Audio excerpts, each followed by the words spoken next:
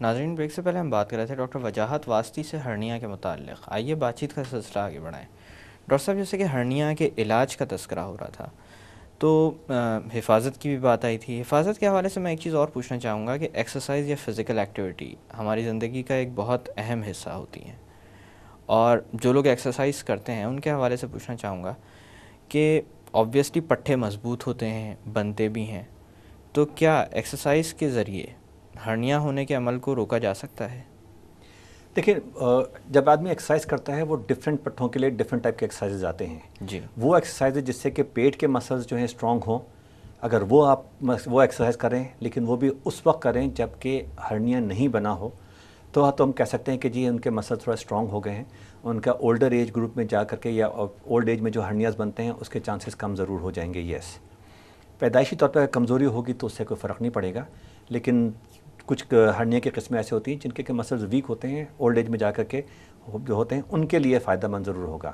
ایک دفعہ ہرنیا بن جائے اس کے بعد وہ مسلز کے ایکسرسائزز سے بھی ہرنیا کو تو کوئی فائدہ نہیں ہوگا. ہاں، ہم جیسے سرجن کو فائدہ ضرور ہو جائے گا کہ مسل اسٹرانگ ہے، اس کا جو آپریشن کرنا ہے وہ تھوڑا سا بہتر آپریشن ہو جائے گا، پیشنٹ کے لیے بھی بہتر ہوگا، ہمارے لیے بھی آسان ہو جائے گا. یہ فائدہ ضرور ہوگا، لیکن ایک دفعہ ہرنیا بن جائے تو کتنے بھی ایکسرسائز کر لیں اس سے ہرنیا ختم نہیں ہوتا. اچھا ڈاکٹر صاحب، ویٹ کا یا ویٹ اٹھانے کا کتنا گہرا تعلق ہے ہرنیا کے ہونے سے؟ ویٹ کا آپ نے دو بات کی تو میں دونوں باتیں کہوں گا کہ ایک جو ہے ویٹ، انسان کا اپنا ویٹ. اوور ویٹ لوگ جو بھی ہوتے ہیں ان کے مسلز یا پٹھے جو ہیں وہ کمزور ہوتے ہیں، اس لیے کہ ان کے مسلز کے درمیان میں چربی بھی ہوتی ہے. تو اوور ویٹ ہونا کا مطلب یہ ہے کہ ہرنیا کے ہو جانے کا ایک رسک فیکٹر بڑھ گیا. ایسے لوگوں کو خاص طور پہ جب آپریشن کرتے ہیں تو اس کے بعد ہرنیا ہو جانے کا، جس کو ہم انسیجنل ہرنیا کہتے ہیں، وہ نارمل آدمی سے زیادہ ہوتا ہے، اور جتنا زیادہ ویٹ ہوگا اتنا زیادہ رسک بڑھتا جائے گا. تو یہ تو انسان کا اپنا ویٹ کی بات ہو گئی. جی. جب بات آ گئی ویٹ اٹھانے کی، تو اگر ویٹ اٹھانے کا کام جن کا ہو رہا ہے، اگین اگر ان کو ہرنیا نہیں ہے تو اس میں کوئی مسئلہ نہیں ہے، وہ ویٹ جتنا مرضی اٹھانا چاہیں اٹھا سکتے ہیں، اس میں کوئی پرابلم نہیں ہے. لیکن جس کو آلریڈی ہرنیا ہے اور اس کا اگر ذریعہ معاش وہ ہو رہا ہے تو مجبوری ہے، ورنہ ویٹ اگر اٹھائیں گے تو ایسے پیشنٹ کو آبسٹرکشن وغیرہ کے چانس بڑھ جائیں گے. ڈاکٹر صاحب، ہرنیا کے حوالے سے آپ عوام کو کوئی پیغام دینا چاہیں گے؟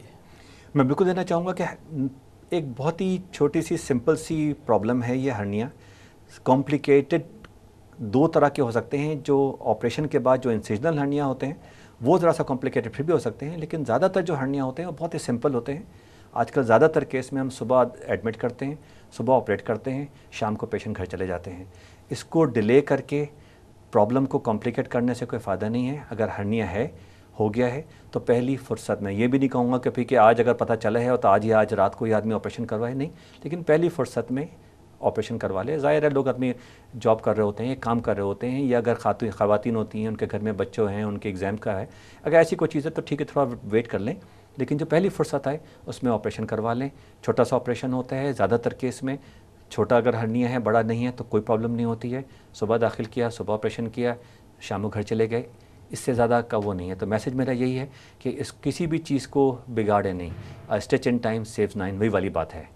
انسیجنل ہرنیاز میں تھوڑا سا ڈفرینٹ ہے، وہ بہت ویری کر جاتا ہے، اور اس میں ہو سکتا ہے کہ سرجری جو ہے خود بڑی کمپلیکیٹڈ ہو جائے تو وہ پھر کوئی سرجن ہی بتا سکتا ہے. لیکن جو روٹین قسم کا ہرنیا ہے، ناف کا ہرنیا یا انگوینل ہرنیا، اس کو چھوڑے نہیں، کوئی فائدہ نہیں.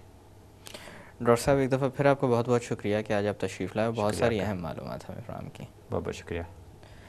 ناظرین، جاتے جاتے جو بات میں آپ سے کرنا چاہوں گا وہ یہ ہے کہ بیماریوں کے بارے میں ایک اصول زندگی میں اپنائیں. وہ یہ ہے کہ بیماری کو کبھی بھی پالنا نہیں چاہیے. مجبوری کسی اور چیز کا نام ہے، بے شک مجبوریاں ہوتی ہیں زندگی میں، اور وقتی طور پر کبھی کبھی ایسا ہوتا ہے کہ جو بھی آپ کے معالج کہہ رہے ہوں وہ فوری طور پر کرنا ممکن نہیں ہوتا.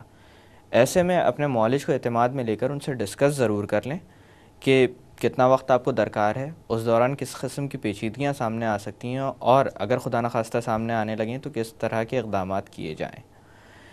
اور اس کے علاوہ جہاں تک ممکن ہو سکے علاج کے معاملے میں اپنے معالج سے تعاون کریں، کیونکہ آپ جتنا تعاون کریں گے ان کے ساتھ اتنی جلدی آپ صحت یاب ہو سکیں گے. انہی الفاظ کے ساتھ میں ڈاکٹر اکرام آپ سے اجازت چاہوں گا. اپنا خیال رکھیے گا. اللہ حافظ.